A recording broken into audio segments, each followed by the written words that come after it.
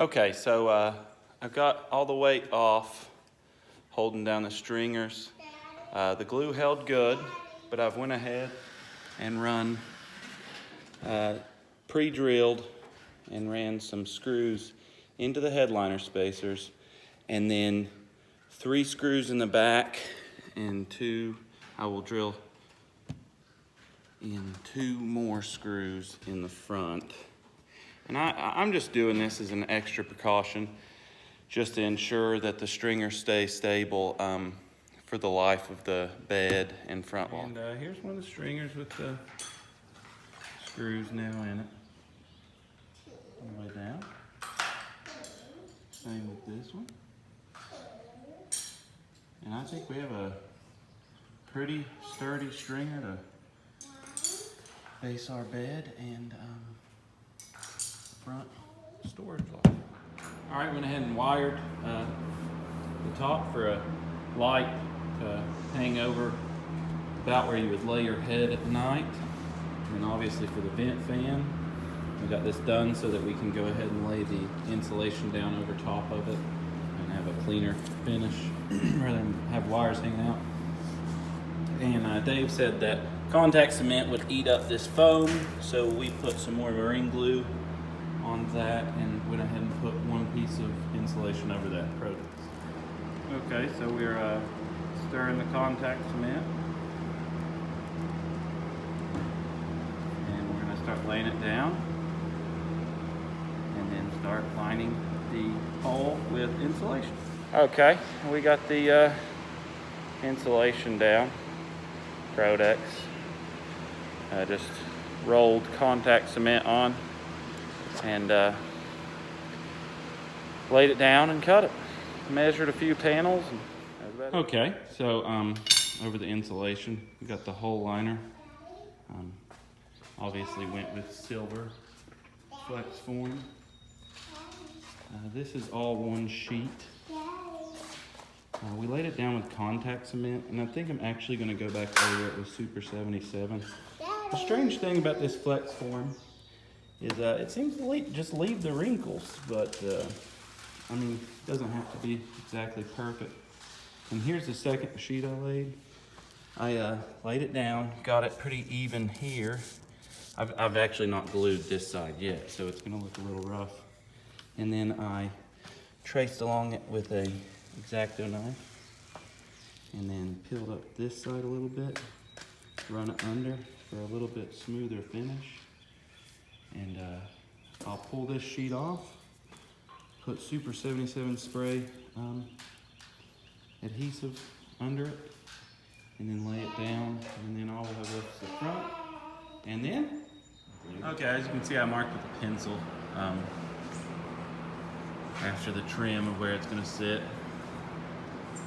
And then, like I said, I followed around with a 80 grit.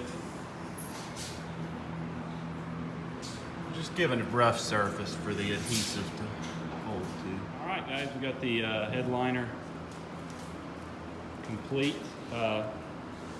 Not perfect, but I'm pretty happy with the result. Got 2x4 sitting on the stringers.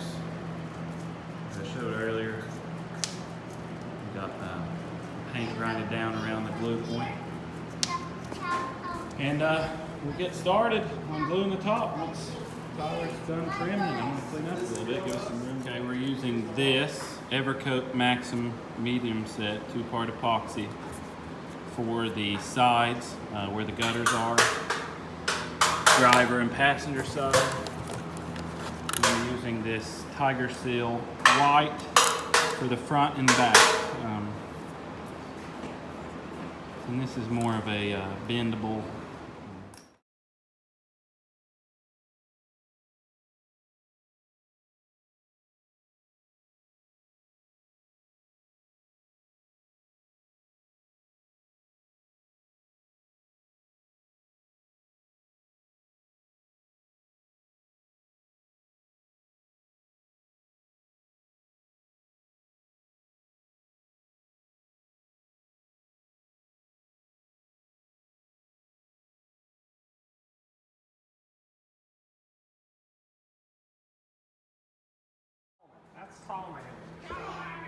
Maybe you could be a monster and be a You're a soulmate. and you be monster and you be monster and I'll be Walter. Who's Walter?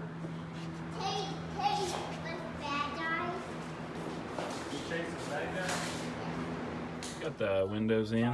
I used a compass and held it on the edge of the window spacer and marked along by measuring the distance from the inside of the window and adjusted it with this, and then dragged along the base of the window spacer, which I felt with my hand, Why is it up there? and then marked around it. Why is it up And then we cut it with an X-Acto knife and then cut out with a jigsaw. And then you slide the windows in, and then we used these 8x1/2 self-tappers for the window trim on the inside. And my heads were a little bit too big, but it worked. So we did this for the front and back trim and the movable bed platform. We cut it on both sides. Got just a 1/4 inch height to run flush and hold this as a barrier for the bed platform. Okay, so the top's done. We put carpet squares down, and Solomon is super happy. He can see creatures out the window at night. And we have a sliding extension, bed platform extension. Best light in here.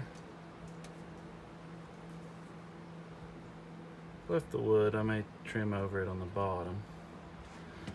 Then here's the trim.